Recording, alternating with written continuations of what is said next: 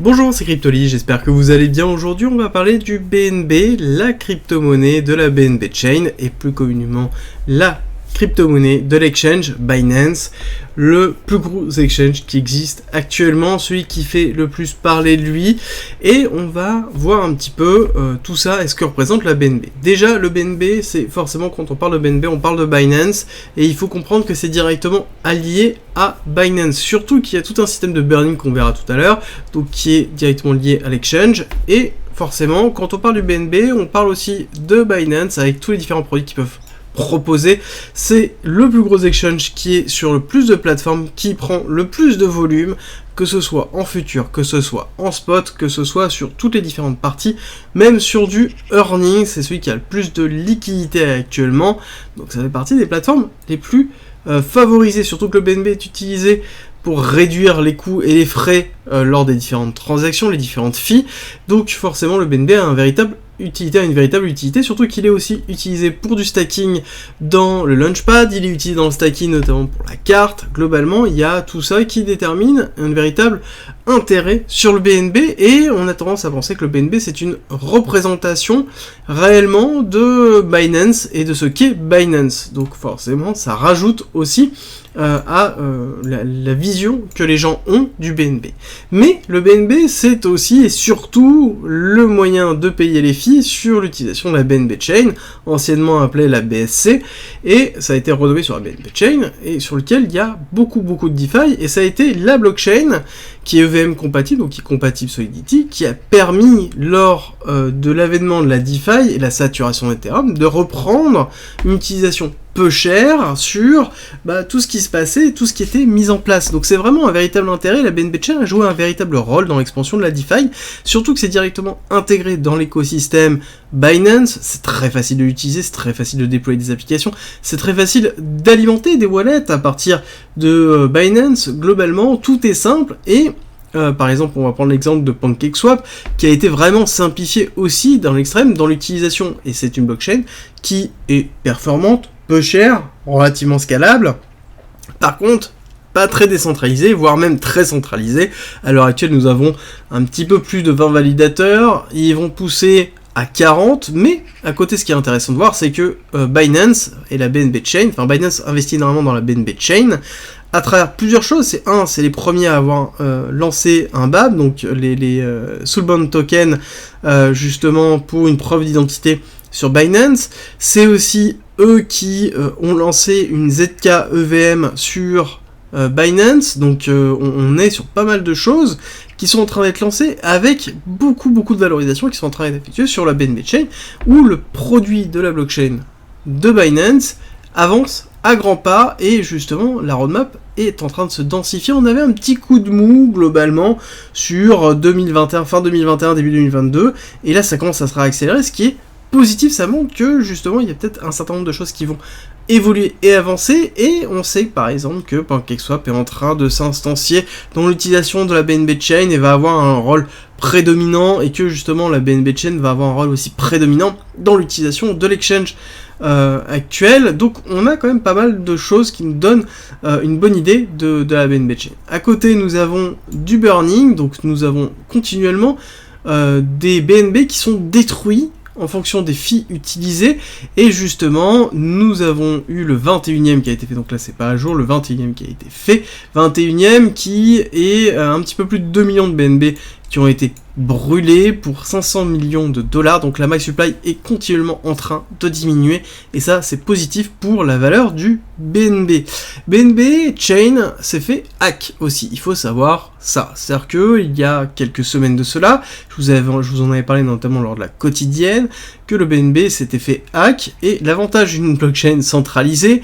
c'est que justement, enfin en tout cas assez peu décentralisée, c'est que c'est très facile de locker la blockchain, chose qu'ils ont effectuée. Ils ont récupéré une grosse partie des BNB qui avaient été créés ex nihilo, donc à partir de rien, et ils les ont inclus dans le burning. Et de toute façon, comme l'avait dit CZ, donc le CEO de Binance à l'époque, avait dit, de toute façon, en tous les cas, on détruira les BNB, parce que à chaque fois qu'on fait un burning, qu'est-ce qui se passe? On détruit à peu près ce qui a été créé ex nihilo, donc ce n'était pas gênant, et ça n'a pas été en effet gênant. Il y a eu très peu d'impact sur le cours, il y a eu très peu d'impact sur la BNB Chain. Ils ont fait le hard fork pour corriger directement la blockchain en elle-même. Il n'y a plus de problématique, et voilà, on continue comme avant. Et c'est ça aussi la force de la BNB Chain, c'est qu'on est sur quelque chose qui est centralisé. Ce n'est pas positif, mais ça a un point positif, au moins, enfin deux, c'est qu'un, c'est très simple d'utilisation, et donc forcément, le deuxième qui en découle, c'est que ça favorise l'adhésion massive des gens, parce que c'est très simple à utiliser, centralisé, ça rassure, ça fait partie des plus grosses plateformes, forcément ça donne une valeur supplémentaire au BNB, il faut le prendre en considération, et c'est un petit peu l'idée, je pense, d'évolution qu'a la BNB, en tout cas Binance. Alors, on va attaquer la partie technique. Avant d'attaquer la partie technique, je vous rappelle que le Discord est à disposition en commentaire et en description. Le Discord, je l'ai créé exprès pour être un hub d'informations. Il y a beaucoup d'informations sur la crypto-monnaie, la blockchain, le trading et l'investissement. Il y a une communauté passionnée qui vous attend, donc n'hésitez pas à nous rejoindre. Et pour ceux qui veulent aller plus loin, on a mis en place le Premium, qui regroupe plein d'avantages, comme par exemple plein de contenus, plus de 100 vidéos et 300 pages de guides et de formations, et ça continue à augmenter ce qu'on incrémente toutes les semaines. Des stratégies de trading, des stratégies d'investissement, des guides et des formations sur la blockchain, sur le trading, sur l'investissement, des lives hebdomadaires, des briefs quotidiens que j'effectue sur le marché pour vous donner toutes les infos en amont, et globalement tout pour aller plus loin et pour se préparer au prochain bullrun et préparer une véritable stratégie d'investissement et ou de trading. Et je vous mets une petite vidéo en haut à droite qui vous explique tout ce qu'on met à disposition, et en description en commentaire vous avez le lien du Discord pour dans tous les cas rejoindre la communauté Cryptolyse. On attaque la partie technique qui est symptomatique d'un projet en cours de développement, en tout cas où on a une grosse phase d'accumulation très longue, très forte, sur lequel on a eu bien des mouvements haussiers déclenchés suite à cette accélération très forte, accélération qui a eu lieu notamment en 2021, sur lequel nous avons eu notamment une saturation très forte de l'ensemble des blockchains à travers justement l'apparition de la DeFi. On avait Ethereum qui était très cher, et donc notamment beaucoup d'autres blockchains qui pouvaient proposer des plateformes pour pouvoir héberger des smart contracts et donc des applications décentralisées ont vu leur token exploser, et notamment Binance était en pleine expansion à ce moment-là, et c'est ce qu'on voit ici, où nous avons cette première accélération, consolidation en mars 2021, deuxième accélération en mai, cassure de mai, là-dessus c'est la grosse cassure qu'on retrouve absolument partout, et ensuite on a un retravail du prix avec une deuxième accélération en novembre 2021 d'ailleurs, intéressant, où on n'a pas fait de nouvel ATH, beaucoup pensaient qu'on allait faire un nouvel ATH en tout cas sur la deuxième partie d'accélération du bull run, mais on a été rattrapé très vite, notamment par le crash que l'on connaît tous maintenant en fin 2021, et donc qui nous a laissé notamment un setup très classique de week off avec un BC, donc l'arrêt de la tendance haussière qui nous fait un buying climax, on retrace, on fait l'automatic rally, on va retester la partie supérieure en faisant le secondary test, et ensuite on casse baissier, on prend la liquidité de la R, chose qu'on a fait ici, et nous sommes actuellement dans le sign of weakness, dans le saut dans lequel nous avons ici pris la liquidité, et on est en train de travailler, ici une accumulation qui s'est faite en deux fois, dont on va discuter, mais juste avant, rappel, ce que l'on attend au niveau d'une distribution de week-off qu'on voit ici, BC, AR, ST, saut, c'est d'avoir l'UT, l'uptrust, qui va être un nouvel ATH pour ensuite soit faire une cassure baissière, soit en retest, et ensuite repartir à la hausse pour faire un UTAL. Donc là, on attend un nouvel ATH, quelque chose qui va prendre son temps dans tous les cas, au vu de la macroéconomie généralement, et du prochain bull run, dans un cas d'un prochain bull run. Et ensuite, nous avons une accumulation qui s'est faite en deux temps. Première partie où nous avons ici le Selling Climax Automatic Rally STB, donc prise de liquidité, et là nous sommes actuellement dans le spring dans lequel nous sommes en train de faire une nouvelle accumulation qui est très intéressante d'ailleurs, sur lequel nous avons ici le SC, AR, donc nous avons le PSI, première intention d'arrêt baissier, chute, Selling Climax qui s'est effectué, retracement AR dans lequel on est allé retester le psy, donc quelque chose de classique, et là on est en train de tester. Et ce qui est intéressant de voir, c'est que dans cette phase de test, qu'est-ce que l'on a? On voit surtout une phase de ranging très intéressante, dans laquelle on est en train d'osciller et de renforcer les liquidités aussi, entre 250 globalement et 300. Donc dans cet écart de $50, nous avons une oscillation et une volumétrie qui est en train de se faire et de se construire dessus. Ce qui est intéressant notamment, c'est d'avoir potentiellement un BNB qui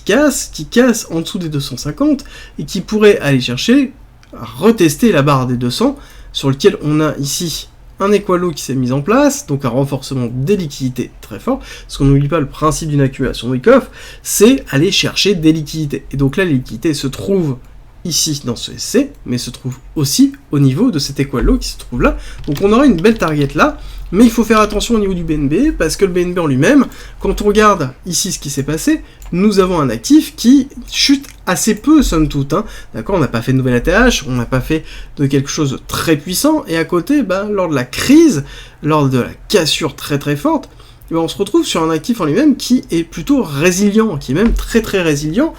actuellement, parce que Binance continue à augmenter, BNB Chain continue à avoir beaucoup de nouvelles, on a du burning qui diminue la max supply, donc on a tout qui fait que potentiellement, oui, un BNB, on peut descendre, on peut aller chercher des targets plus basses, on peut descendre en dessous des $200, mais est-ce qu'on va y rester très longtemps si jamais on le fait? Absolument pas, et dans tous les cas, on est au niveau du 618, donc sur le long terme, c'est une target intéressante pour pouvoir s'exposer au BNB si on est intéressé dans la spot zone, donc c'est une zone à rentrer en spot, si on est intéressé en tout cas à ce type d'actif. Est-ce qu'on rentre tout en un coup? Non. Préconiser plutôt une forme de DCA, ça peut être intéressant, parce qu'on peut descendre plus bas comme je l'ai dit, et ça peut être intéressant de continuer à lisser son prix d'achat, son prix moyen d'achat, pour une continuité baissière. Alors, là, nous avons aussi à côté une accélération haussière qui nous a donné une vague 1 héliotiste. Là, actuellement, nous sommes dans une vague 2. Donc, ce que l'on attendrait serait une vague 3. Vague 3 qui serait composée en 1, 2, 3, 4, 5. Classique, 5 vagues d'impulsion. Et qui nous donnerait une target de 1,618 sur une fin de bull run prochain. Avec un BNB qui serait dans les alentours de $1,300. Donc, quelque chose qui serait très intéressant, ou en tout cas qui donnerait beaucoup de valeur au BNB, et ce qui serait logique quand on regarde un peu l'évolution que l'on voit de Binance à l'heure actuelle, ce qu'ils sont en train de faire, leur législation, enfin en tout cas leur axe de législation qu'ils sont en train d'avoir, que ce soit en Europe, que ce soit dans les différents pays, Binance est en train de s'implanter absolument partout, et ça fait partie des acteurs qui possèdent le plus gros pool de liquidité actuellement du marché, et qui va continuer à garder cette avancée-là, et donc forcément ils sont en train, eux, de préparer totalement le prochain bull run. Ils vont totalement exploser, en tout cas c'est mon avis personnel, attention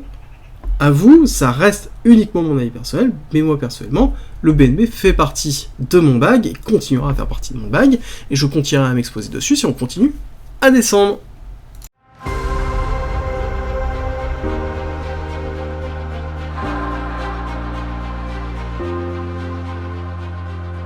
Si tu aimes mon contenu, n'hésite pas, partage, like, ça m'aide énormément, et rejoins-nous sur Discord.